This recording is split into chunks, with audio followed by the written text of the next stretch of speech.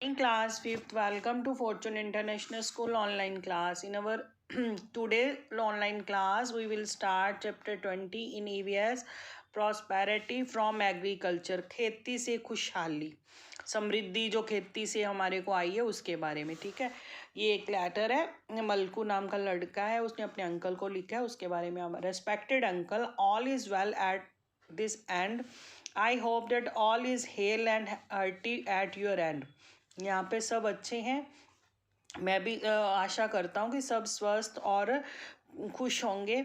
It has rained hard in our area, हमारे जो area में है बारिश नहीं हुई है। In the people field we have sowed moth and moong with the help of tractor, हमने हमारा जो खेत था उसमें हमने मोठ और मूंग के जो बीज हैं वो ट्रैक्टर की हेल्प से डाल दिए हैं। We have save the seeds of this pulses last year, हमने जो पिछले साल इनके जो बीज थे संभाल कर रखे थे। It took us 5 hours in sowing in the one field, इसको हमें 5 घंटे लगे।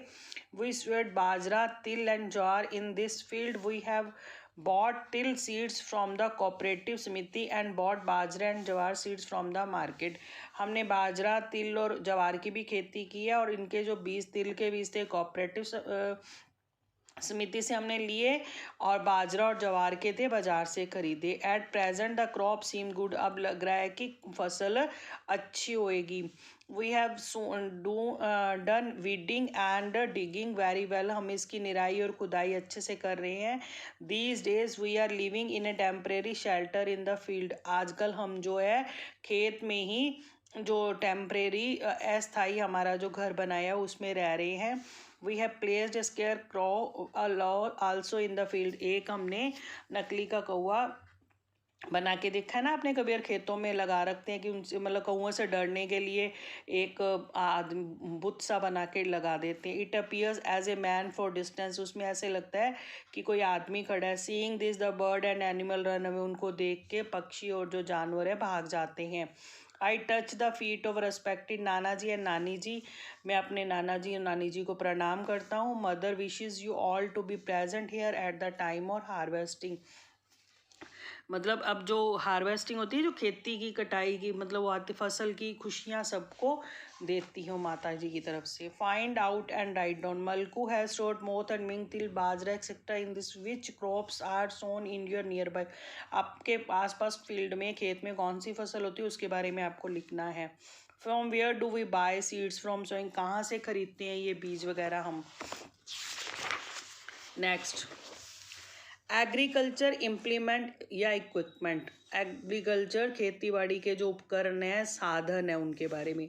The farmer use different kinds of implement in sowing and harvesting, जो किसान है अलग अलग तरह के साधन अपनाते हैं बिजाई और कटाई के लिए।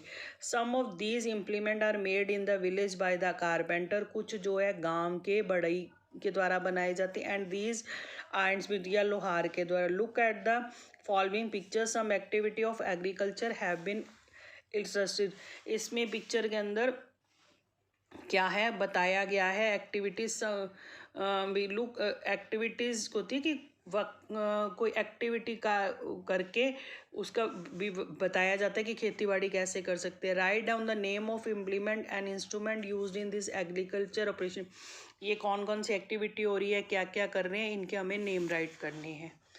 मलकू has plough his field and short seed with the help of tractor, वो अपने गांव खेत में क्या हल चला रहा है और ट्रैक्टर की हेल्प से उसने बीज डाल दिए। पहले हल चलाया फिर ट्रैक्टर की हेल्प से उसने क्या किया, बीज डाले। At some place animals are use to perform many agriculture operations, at some places कई जगह पे जो एनिमल्स हैं जानवरों को भी खेती बाड़ी के कार्यों में लिया जाता है। Now days machine have taken the place of man and animal labour, आजकल जो है इतनी मशीनें चल गई हैं जो जानवरों और आदमियों का काम वो आसानी से कर सकते हैं, जो उनको मेहनत पहले करनी पड़ती थी आजकल सारा काम मशीनों से हो जाता है। What are the old implement of farming, पहले जो खेती बाड़ी के कौन कौन से साधन होते थे, क्या क्या चीज़ें मतलब उपकरण यूज़ किए जाते थे, उनके हमें नाम राइट करने हैं। विच न्यू इम्प्लीमेंट, आजकल कौन से इम्प्लीमेंट्स आ गए हैं, ठीक है। Major agricultural products can be divided into foods, fibers, fuels and raw materials. Rice, dyes, drugs, perfume, biofuels, etc. are also produced from plants. Next, fertiliser and pesticides. Fertiliser उर्वरक जो हम खाद वगैरह डालते हैं, पेस्टिसाइड होते हैं जो कीटनाशक दवाइयाँ वगैरह. Fertilize and pesticides are use to get good harvest. ये जो खाद और कीटनाशक दवाइयाँ अच्छी फसल के लिए डाली जाती हैं. Formally people reared animal and heaped their dung at one place and use it as manure in the field. कई लोग क्या करते हैं, जो एनिमल्स की गोबर वगैरह होती है, इसको एक जगह पे उसको क्या करते हैं, इकट्ठा करके दबा देते हैं और उसको खाद जब बन के रूप में खेतों में डालते हैं. Nowadays we use fertilize such as a urea. आजकल हम यूरिया, DAP वगैरह अच्छी फसल के लिए यूज़ करते हैं. Precautions have to be taken while using fertilize. हमें जब भी ये फर्टिलाइज उर्वरक जो ये कीटनाशक दवाइयाँ या खाद वगैरह डालते हैं तो हमें पूरी एहतियात बरतनी चाहिए, सावधानी बरतनी चाहिए. Excuse use to fertilize many causes skin disease. क्या होता है कि इससे कई बार किसी को चमड़ी की बीमारी, स्किन डिजीज़ हो सकती है, स्टमक अपसेंट, पेट भी ख़राब हो सकता है, हेडेक हो जाता है, सिकना बीमार हो जाती हैं. इसलिए जो इनका